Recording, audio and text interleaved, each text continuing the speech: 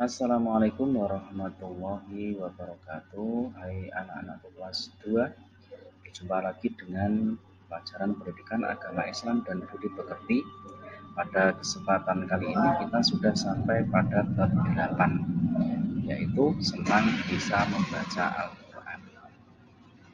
Anak-anak, subtema yang akan kita pelajari pada bab ini nanti adalah yang pertama nanti surat Al-Asr, yang kedua subtema yang kedua adalah kedisiplinan Nabi Lut alaihissalam.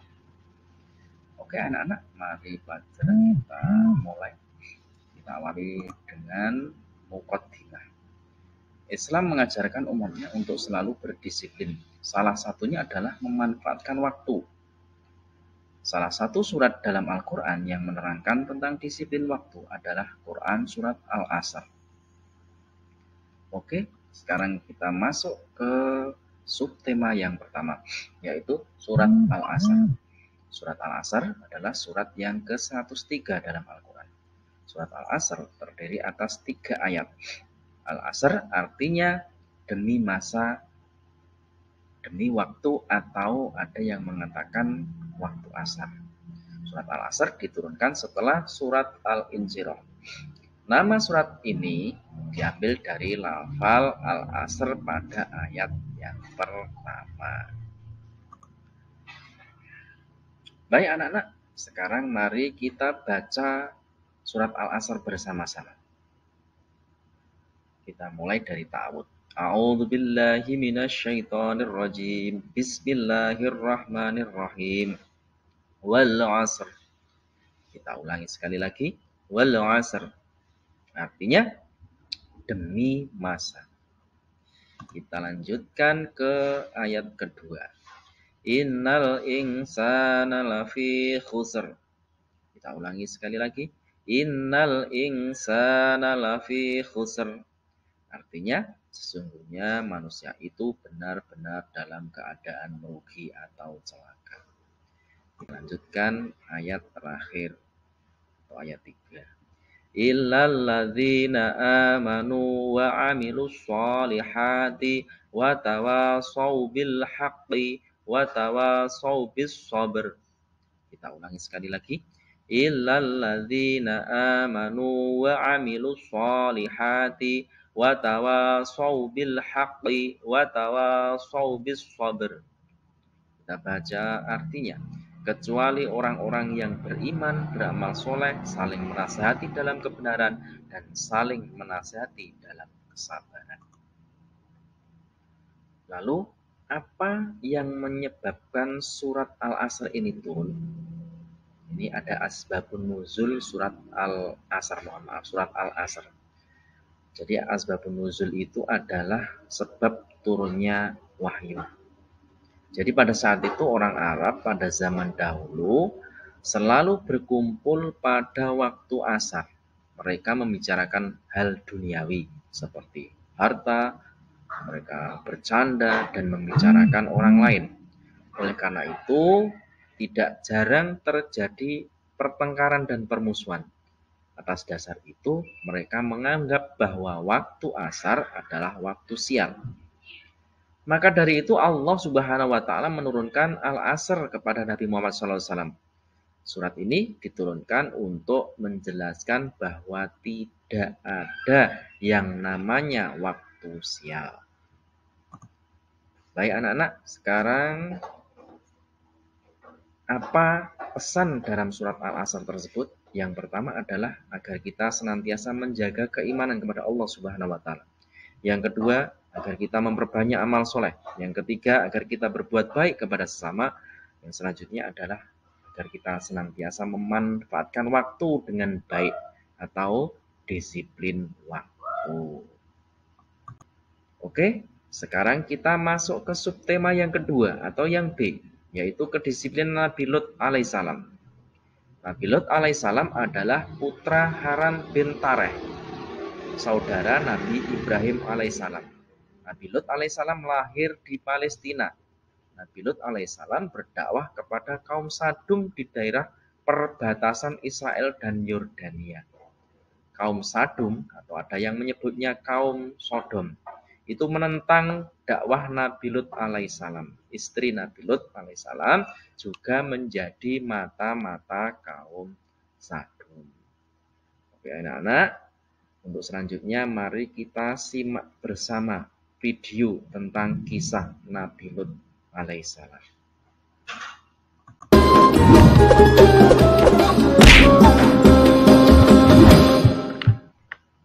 Kisah Nabi Lut alaihi salam dan kaum Sodom.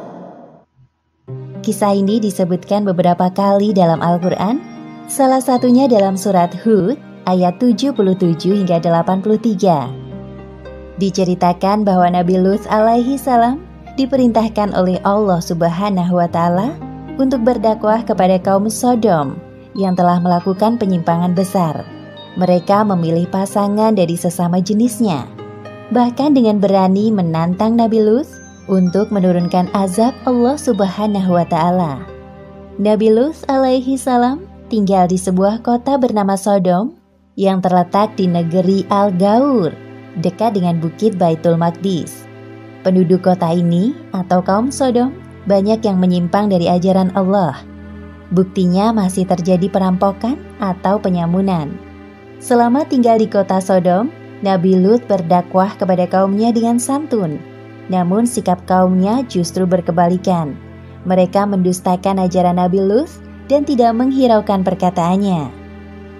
Wahai kaumku, mengapa kalian tidak bertakwa? Sesungguhnya aku adalah seorang rasul kepercayaan yang diutus kepadamu. Bertakwalah kepada Allah dan taatlah kepadaku. Shh, bicara apa sih dia? Entahlah, wahai saudaraku. Aku bosan sekali mendengar Lut mengoceh tentang keimanannya itu. Mereka terus saja mengobrol seolah-olah tidak mendengar perkataan Nabi Lut. Wahai kaumku, aku sekali-kali tidak minta upah kepadamu atas ajakan mulia ini. Jadi, engkau kemari minta upah kepada kami? Ini, ambillah. Kebetulan aku punya banyak uang dari hasil rampasan para musafir. Astaghfirullahaladzim. Sesungguhnya, mengambil hak orang lain adalah perbuatan yang zalim. Wahai kaumku, segera bertaubatlah kalian. Kemudian, Nabi Lut meninggalkan tempat itu dengan perasaan hancur. Tidak sekali dua kali mereka bersikap buruk kepada Nabi Lut. Namun Nabi Lut tidak putus asa. Beliau terus berdoa kepada Allah agar Allah membukakan pintu hati kaumnya yang telah menyimpang. Allah Subhanahu wa Ta'ala telah menciptakan manusia secara berpasang-pasangan. Laki-laki berpasangan dengan perempuan, begitu juga sebaliknya. Namun kondisi berbeda terjadi pada kaum Sodom. Para laki-laki dengan bangga memilih pasangan mereka dari jenisnya dan meninggalkan istri-istri mereka. Wahai kaumku, mengapa kamu mendatangi sesama lelaki di antara manusia, dan kamu tinggalkan istri-istri yang dijadikan oleh Allah untukmu? Bahkan kamu adalah orang-orang yang melampaui batas. Wahai Lut, mengapa engkau selalu ikut campur dalam urusan kami? Urus saja urusanmu sendiri. Jangan menghalang-halangi kami. Kali ini Nabi Lut sangat geram melihat kelakuan kaumnya. Namun beliau mencoba menahan amarahnya. Sesungguhnya, kamu benar-benar telah melakukan perbuatan yang amat keji, yang belum pernah dikerjakan oleh seorang pun dari umat-umat sebelum kamu.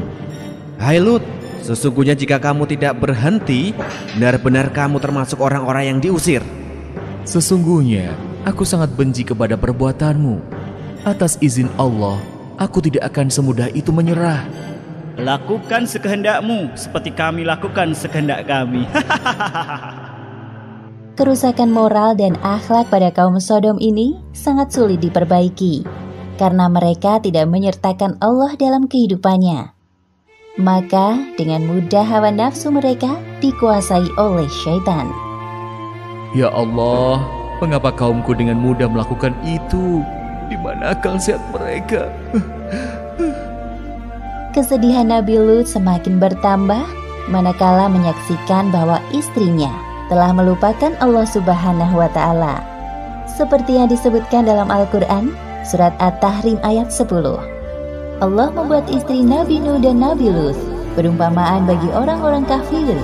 Keduanya berada di bawah pengawasan dua orang hamba yang soleh di antara hamba-hamba kami. Lalu kedua istri itu berkhianat kepada suaminya. Hanya sedikit dari kaum Nabi Lut yang mau mengikuti ajarannya. Di sisi lain, penyimpangan seksual semakin terang-terangan dilakukan.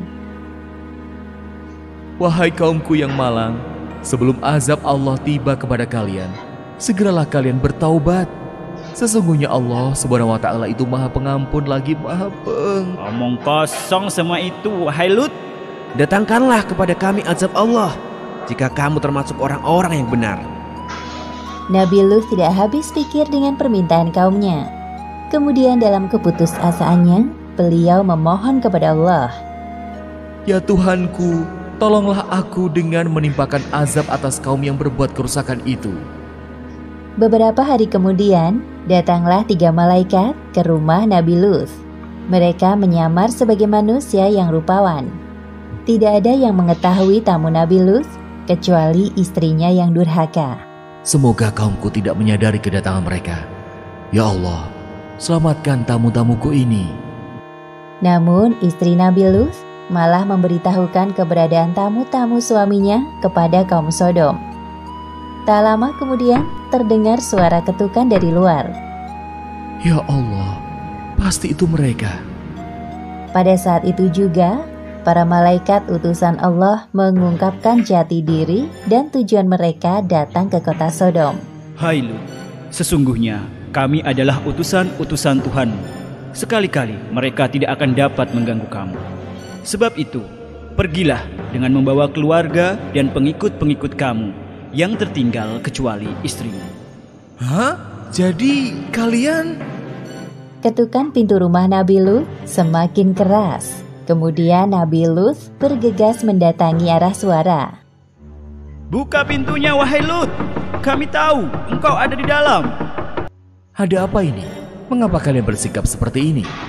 Wahai Lut, kami dengar dari istrimu bahwa hari ini engkau kedatangan tamu-tamu yang rupawan. Sesungguhnya mereka adalah tamuku, maka janganlah kamu mempermalukanku. Jadi, engkau memang sengaja menyembunyikan mereka? Hah? Wahai kaumku, bertakwalah kepada Allah dan janganlah kamu membuat aku terhina. Banyak bicara, minggir kau. Atas perbuatan kaum Sodom ini, para malaikat itu membuat buta mata mereka. Hah? Ada apa dengan mataku ini? Kenapa aku tidak bisa melihat?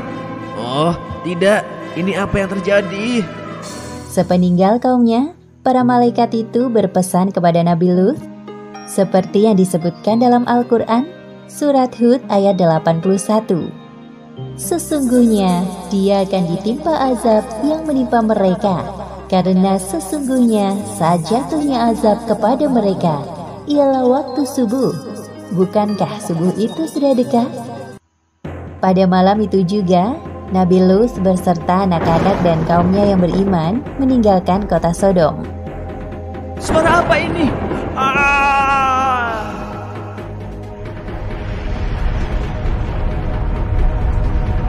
Akhirnya azab yang mereka tunggu-tunggu datang. Seperti yang disebutkan dalam Al-Quran, surat Hud ayat 82. Maka tatkala datang azab kami jadikan negeri kaum Lut itu yang ada di atas ke bawah, kami balikkan, dan kami hujani mereka dengan batu dari tanah yang terbakar dengan bertubi-tubi. Demikianlah akhir kisah Nabi Lut dan kaum Sodom. Beberapa hikmah yang dapat kita ambil dari kisah ini. Pertama, kegigihan Nabi Lut dalam berdakwah kepada kaum Sodom patut kita jadikan teladan. Kedua, tidak sepantasnya kita menantang Allah dengan menurunkan azab. Dan ketiga, hendaknya kita menjaga diri agar tidak terjerumus dalam penyimpangan seksual. Wallahu a'lam bishawab.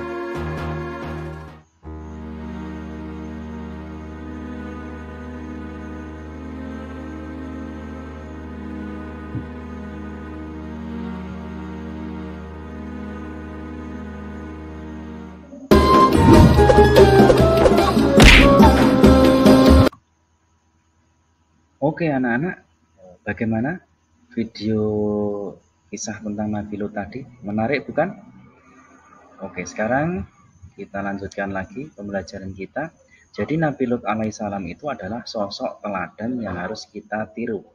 Beliau seorang pekerja keras. Waktunya ia habiskan untuk berdakwah.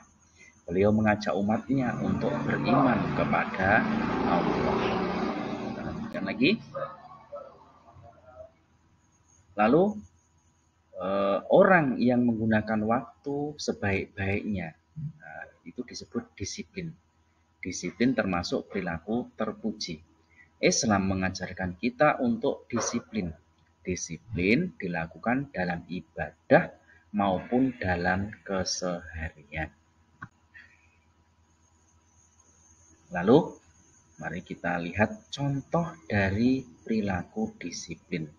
Yang pertama adalah mendirikan sholat tepat waktu. Jadi anak-anak, mulai kamu rintis dari sekarang, dari mulai kamu kecil, kamu latihan untuk disiplin mendirikan sholat itu tepat waktu. Lalu contoh yang kedua adalah disiplin belajar di rumah dan di sekolah. Jadi anak-anak jangan hanya di sekolah saja kalian belajar, tetapi di rumah kalian juga harus atur waktunya. Kalian harus disiplin membagi waktu antara belajar dan bermain. Contoh yang selanjutnya adalah membuang sampah pada tempatnya. Nah, ini anak-anak, contoh-contoh perilaku disiplin dan masih banyak lagi perilaku disiplin yang bisa kita terapkan, entah itu di rumah, entah itu di sekolah, entah itu di mana-mana, kita harus membiasakan perilaku disiplin. Mungkin hanya itu anak-anak yang dapat Pak Guru sampaikan pada pembelajaran kali ini. Ada kurang dan lebihnya, Pak Guru mohon maaf yang sebesar-besarnya. Kami tutup. Wabillahi taufiq wal hidayah. Wassalamualaikum warahmatullahi wabarakatuh.